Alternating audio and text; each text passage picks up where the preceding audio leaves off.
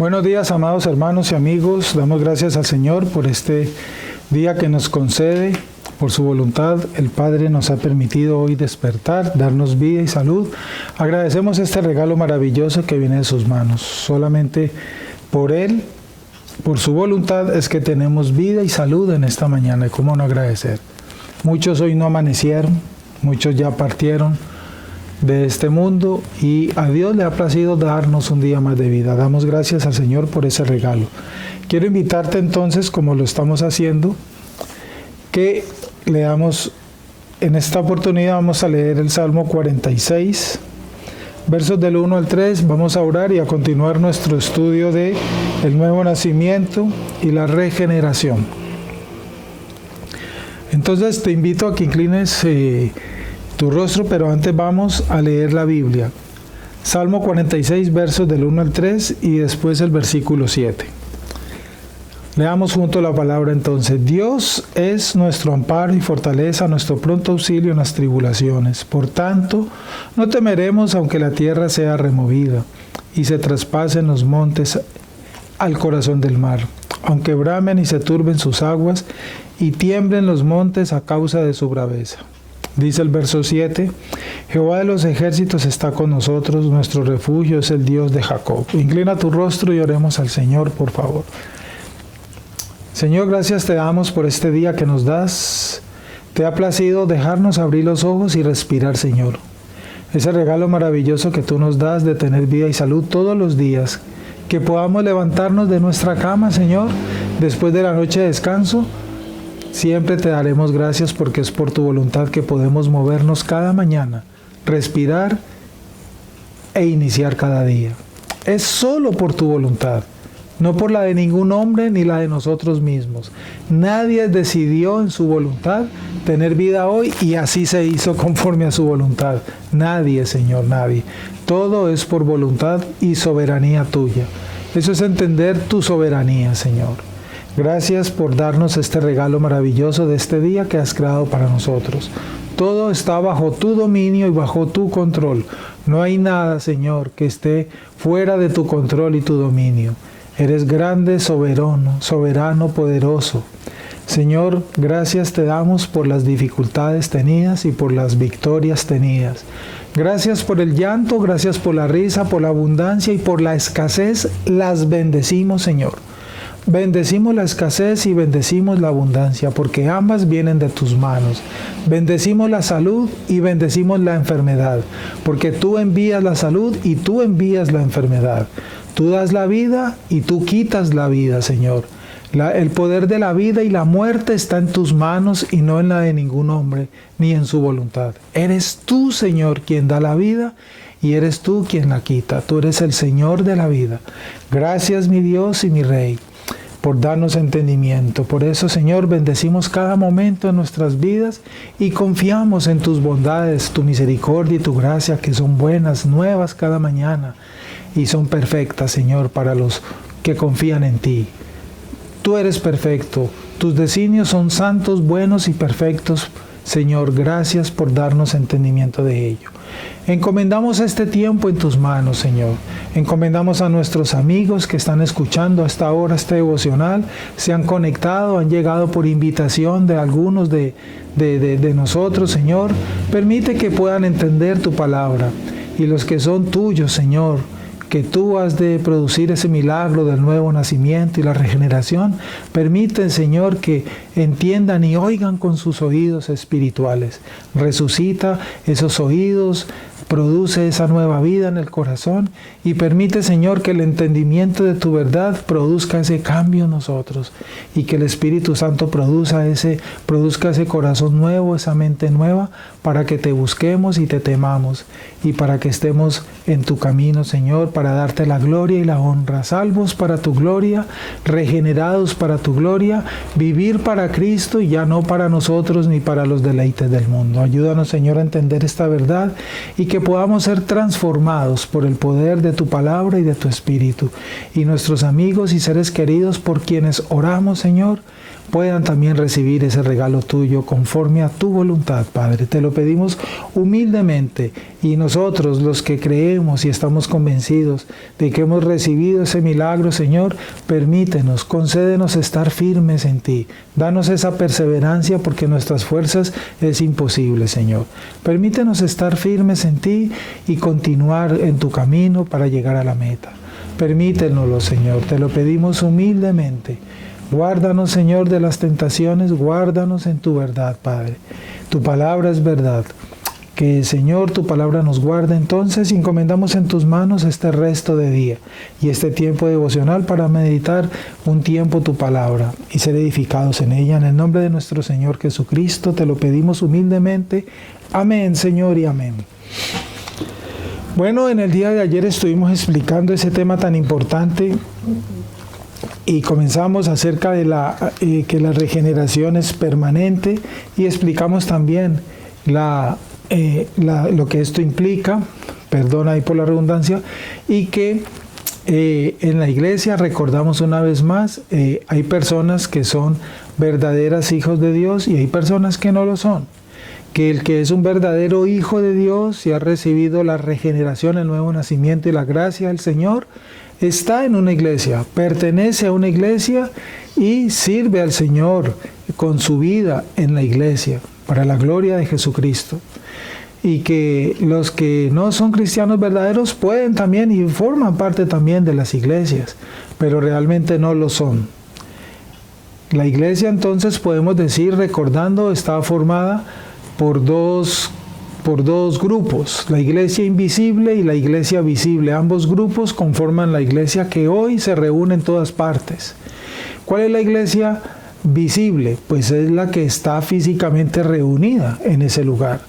El número de personas que asisten a esa iglesia y que físicamente acuden y se reúnen periódicamente, esa es la iglesia visible. ¿Por qué visible? Pues la palabra lo dice, porque se ven, nos vemos, nos conocemos, nos saludamos, nos palpamos, nos abrazamos, compartimos, caminamos, charlamos, nos corregimos. Esa es la iglesia visible, la parte física, material, humana. Ahora, allí también está el otro grupo, la invisible. ¿Y cuál es la invisible?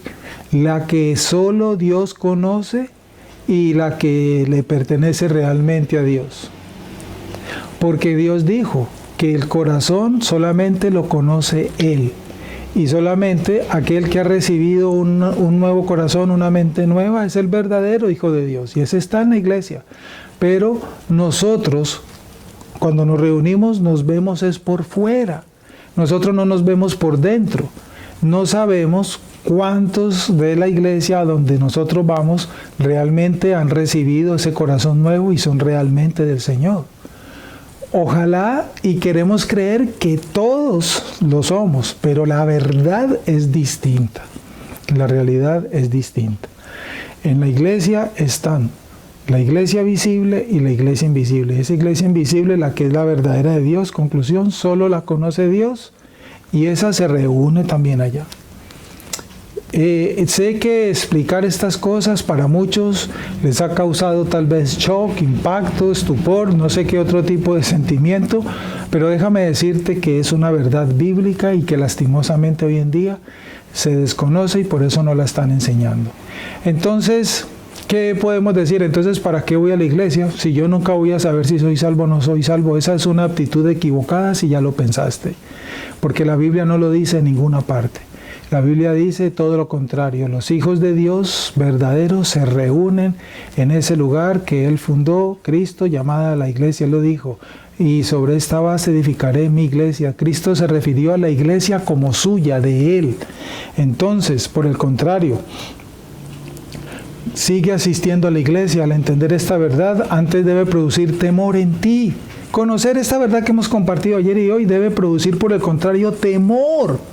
No deseo de irme porque no lo sé. No, como yo no lo sé, ¿para qué voy? No vuelvo. No, eso es una actitud equivocada. Antes, si lo llegaste a pensar, arrepiéntete, pídele perdón a Dios. Dile que por el contrario te dé temor.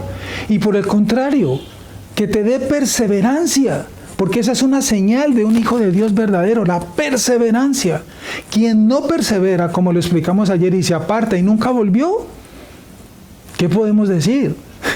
Porque los que son salvos están en la iglesia, pertenecen a una iglesia y mueren, parten de este mundo siendo miembros de una iglesia. Ojo a lo que acabo de decir.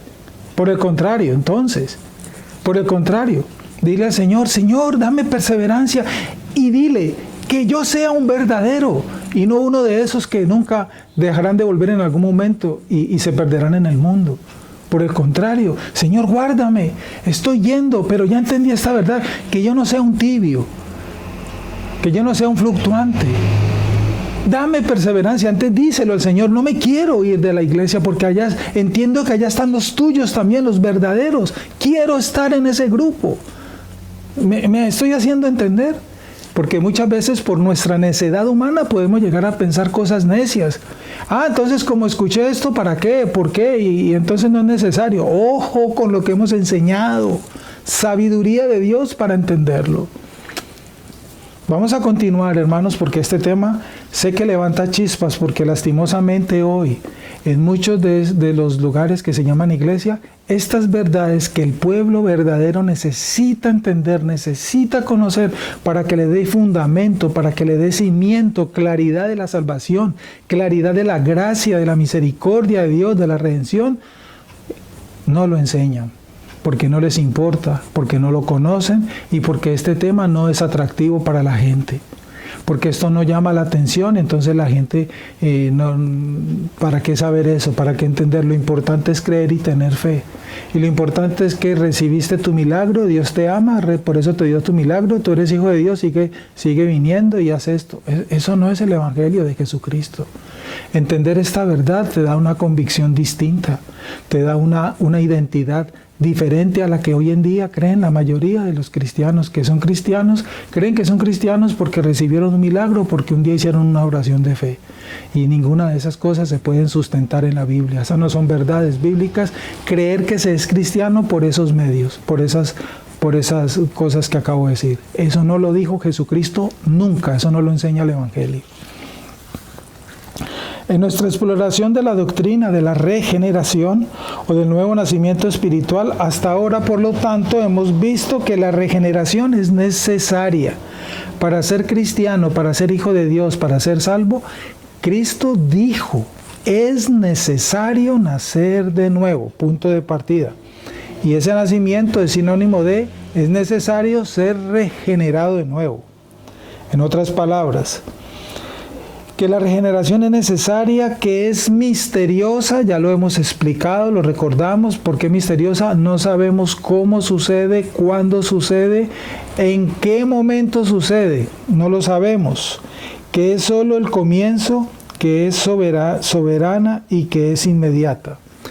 Que es la regeneración, el nuevo nacimiento, el comienzo de una nueva distinta, el comienzo de un nuevo hombre, que es una obra soberana de Dios y que no depende de la voluntad de ningún hombre, ni de ningún pastor, ni de ninguna iglesia, ni de ninguna religión. Eso es una obra soberana que solo depende de Dios, nada más. Y que es inmediata también. Dios obra en forma inmediata y soberana en aquel a quien Él escogió para adoptarlo como su hijo, para darle vida, para regenerarlo, para entregarlo a Cristo y para que sea su hijo por adopción y sea salvo. Eso es algo inmediato. Inmediato y sucede en forma inmediata, no es por partes, no es un proceso. Lo que sí es un proceso es la madurez, el crecimiento, el crecer en santidad. Eso es un proceso, porque en ese proceso de estos elementos últimos que mencionamos, es en la medida en que vamos entendiendo a Dios, vamos conociendo a Dios, vamos comprendiendo el Evangelio. Cristo empieza a ser formado en nosotros, Cristo empieza a crecer en nosotros. Como el niño que empieza a crecer y a desarrollarse y madura paulatinamente, así es el cristiano nacido de nuevo. Nadie que nace de nuevo y es regenerado, en el momento se vuelve un cristiano maduro y un cristiano lleno de esa fe y de esa santidad completa que dice la Biblia. No, nadie llega a ese límite, a ese resultado en el momento en que nace de nuevo y es regenerado. No. Si tú naciste de nuevo no significa de que ya eres un cristiano maduro. No. Tú puedes ser un cristiano verdadero, tú puedes haber nacido de nuevo, pero aún eres inmaduro. La Biblia lo enseña, necesitamos madurar. El niño nace y por el hecho de nacer ya es una persona, pero es un inmaduro y a medida que empieza a avanzar en años, lo entendemos, y a crecer, nos volvemos maduros. Como dice Pablo, cuando yo era niño hablaba como niño. Teníamos comportamientos de niño, caprichos, pataletas, como decimos acá, pero a estas alturas de nuestras vidas sabemos que esas cosas ya no las hacemos. ¿Por qué? Porque hemos madurado, porque hemos crecido. Así es el cristiano, igualito. Se puede ser un cristiano verdadero, se puede ser salvo verdaderamente, se puede ser un hijo de Dios verdadero hasta donde lo has entendido, pero ser aún inmaduro, estar en proceso de crecimiento, de santidad. Aún cometes errores, aún pecamos muchos. Creo que me estoy haciendo entender. No confundamos el nuevo nacimiento y la regeneración con el crecimiento y la madurez y la santidad. Unas son un proceso, las otras no son. Lo otro no es un proceso. Es inmediato. Lo otro es un proceso. Tengámoslo bien claro. Queremos explorar, por lo tanto, un aspecto de la regeneración de acuerdo a esto que a menudo pasamos por alto. Un aspecto que para muchos es un punto de confusión. Esto que estamos diciendo confunde a muchas personas. Se trata de la verdad de que la regeneración es permanente. La regeneración es permanente. La regeneración no cesa. No es por etapas, es permanente. Si de nosotros dependiera, encontraríamos todos los medios posibles para perder nuestra regeneración. Si la regeneración, si la santidad, si el crecimiento, si la madurez dependiera de nosotros, todas esas cosas, ninguno de nosotros llegaría a feliz término. Porque la tendencia del ser humano, por lo tanto, es apartarse de Dios, por convicción propia de esa naturaleza depravada del ser humano. Si Dios estuviera esperando que el hombre se decidiera por buscarlo a Él, por amarlo a Él, por confesarlo a Él, en su propia naturaleza humana, Dios hoy estaría esperando porque nadie estaría haciéndolo. Si la casa del Señor, si la casa de Dios, la casa que preparó Jesucristo para nosotros, dependiera de la voluntad del hombre para llegar a ese lugar, esa casa va a quedar vacía, va a permanecer vacía y estaría vacía, porque ningún hombre en su propia voluntad y naturaleza ama a Dios. El hombre natural, todos los hombres, odian a Dios, no quieren saber de Dios, no quieren conocer a Dios. Por lo tanto, es Dios el que decide hacer algo para que el hombre lo busque, lo ame y lo teme. Eso fue lo que dijo el profeta, lo que dijo Dios por medio del profeta: y les daré un corazón para que me teman. ¿Por qué Dios dijo eso por medio de su profeta? Porque con el corazón que nacemos los hombres, nadie le teme a Dios, nadie busca a Dios. Dios tiene que hacer algo en el hombre para que el hombre lo busque, para que el hombre le tema. Si Dios no hace algo, el hombre en su propia naturaleza nunca hará nada porque no le importa, porque está muerto, está depravado. Él es quien nos lleva a esa plenitud de nuestra redención. Él es. Jesús, una vez reunido con sus discípulos, tuvo un diálogo, y un diálogo muy especial. Y les preguntó: ¿quién dice la gente que soy yo? Ese diálogo lo vemos en los evangelios. Y después de que escuchó la respuesta, les preguntó en forma simultánea: ¿y quién dicen ustedes que soy yo? Quizá la persona del Nuevo Testamento que mejor simboliza la permanencia de la regeneración sea el apóstol Pedro. En ese diálogo de esa porción del evangelio vemos que se destaca mucho el apóstol Pedro. Y por eso es bueno estudiar ese ejemplo de Pedro. En la persona de Pedro simbolizamos la permanencia de la regeneración, pero A Pedro no siempre se le llamó Pedro, punto de partida. Recordemos que la Biblia nos enseña que él era Simón, el hijo de Jonás. Así se nos presenta la persona de Pedro inicialmente en los evangelios. Hasta que Jesús le cambió el nombre. Jesús lo llamó y Jesús le cambió el nombre. ¿Cuál fue la acusación para otorgarle cuál fue la ocasión para otorgarle este nuevo nombre? Bien, sabemos que durante el ministerio terrenal de Jesús, los discípulos pasaron una gran cantidad de tiempo con él. Eso lo sabemos, eso no lo narra los evangelios. Ellos pudieron observar sus actividades. Vieron los milagros de Jesús, los hechos, las cosas que él hacía, las obras que Jesús hacía. Ninguno de nosotros vieron las cosas que los apóstoles vieron hacer a Jesús. Ninguno. Ellos fueron en ese sentido privilegiados, digámoslo así. Ellos lo vieron sanar a los enfermos. Lucas 8. Lo vieron calmar la tempestad. Conocemos ese pasaje muy famoso, Lucas capítulo 7. Lo vieron caminar sobre el agua, rompiendo las leyes naturales de la física, de la gravedad, caminando sobre el agua. Mateo capítulo 14 nos narra ese hecho. Lo vieron convertir el agua en vino, dominio sobre la materia y los procesos químicos. Dios, soberano sobre las leyes químicas de la transformación de la materia, y convirtió el agua en vino. Nadie puede hacer eso. Juan capítulo 2. Lo vieron resucitar a los muertos. Ningún médico, por más científico que sea en la medicina, puede resucitar a un muerto. Ese aparato que llaman hoy en día resucitadores, que producen esos choques eléctricos y al estar conectado la persona vemos que el corazón se para porque ahí la señal queda directa. Sabemos ese aparato cuál es y que señala la palpitación del corazón cuando se está muerto o vivo. Entonces por un momento la línea queda así, el corazón se para, entonces está muerto, le dan esos choques eléctricos y el corazón se reanima y vuelve a latir. Entonces le llaman el resucitador.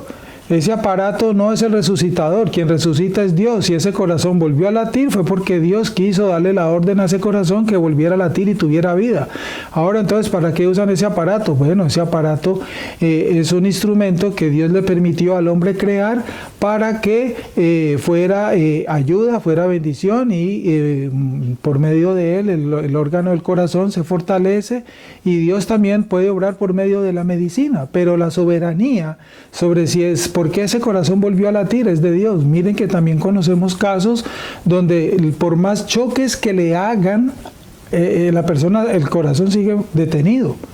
Hay otros que al hacerle los choques el corazón vuelve a latir. Eso nos explica lo que estamos diciendo. Porque si ese aparato fuera efectivo 100%, pues hombre, todos los que los pasen a ese proceso resucitarían, digámoslo así. Pero sabemos que hay unos que se quedan y por más choques que le hagan todo el día, el corazón seguirá detenido. ¿Y por qué? Porque es Dios quien da la orden al corazón, late. Y es Dios quien le dice al corazón, detente. No depende de ese aparato. Ese aparato es una ayuda que Dios permite, no más. Pero el soberano allí es Dios, punto. Creo que entendemos eso. Ellos escucharon su enseñanza, continuando aquí. Los apóstoles recibieron la formación directa del mejor maestro de todos los maestros. Escucharon el evangelio del mejor pastor, del pastor perfecto.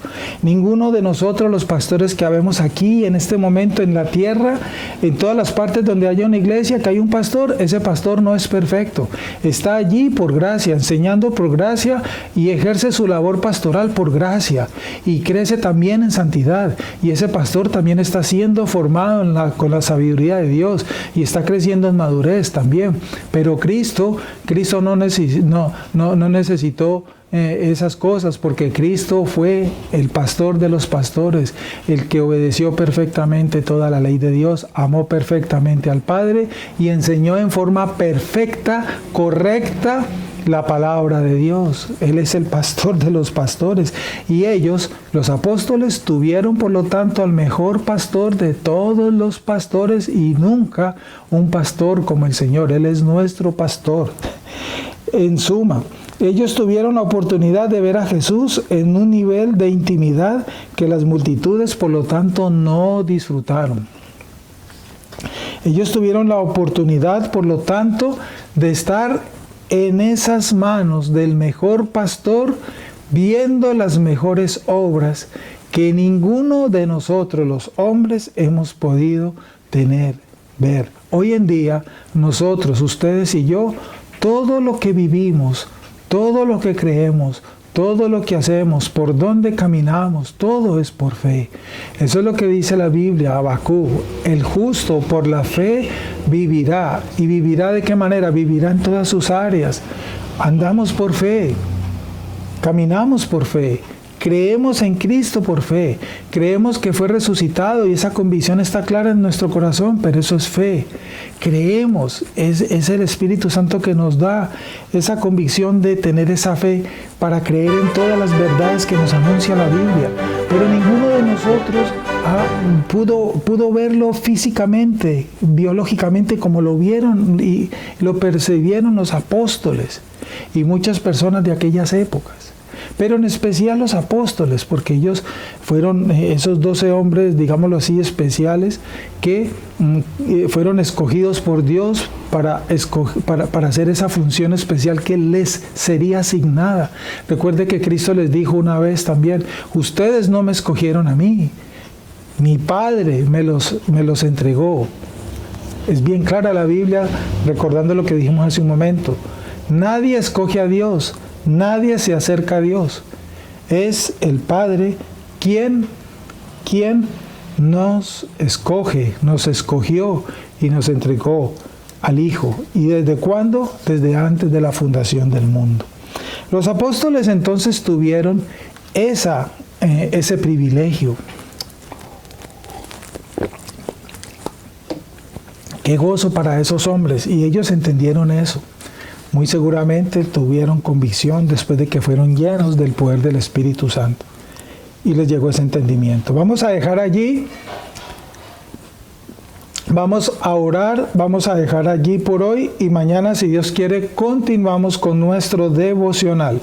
Quiero invitarles entonces para que inclinen tu rostro y oremos al Señor y terminemos el devocional por el día de hoy. Mañana, si Dios quiere y nos da la vida, continuamos este estudio. Oremos al Señor, inclina tu rostro. Padre, te damos gracias a esta hora de la mañana por tu inmenso amor por nosotros, por tu gracia y tu misericordia. Agradecemos, Señor, tus bondades, agradecemos la enseñanza que nos das. Agradecemos, Señor, porque hoy tú nos recuerdas, Padre, cuán amor tuviste por nosotros, que nos escogiste. Hoy nos recuerda, Señor, que todo lo que nosotros vivimos, hacemos y creemos hoy es por fe. Gracias, mi Dios, por tus bondades, por darnos esa fe para creer, por darnos perseverancia, por darnos, Señor, ese deseo que has colocado en nosotros con tu Espíritu de amarte, de seguirte, de confesarte, de creer, de luchar. Esa perseverancia tú nos la das, mi Señor. Gracias. Si de nosotros dependiera perseverar, ya nos hubiéramos apartado, ya estaríamos lejos, estaríamos, Señor, de nuevo deleitándonos en el mundo. Gracias, Señor, por tus bondades, gracias por darnos entendimiento de esta verdad. Continúa, Señor, dándonos esa perseverancia para llegar a la meta. Te lo agradecemos, mi Dios. Encomiendo en tus manos este día la vida de mis hermanos y de nuestros oyentes. Guárdanos en tu bondad y en tu palabra.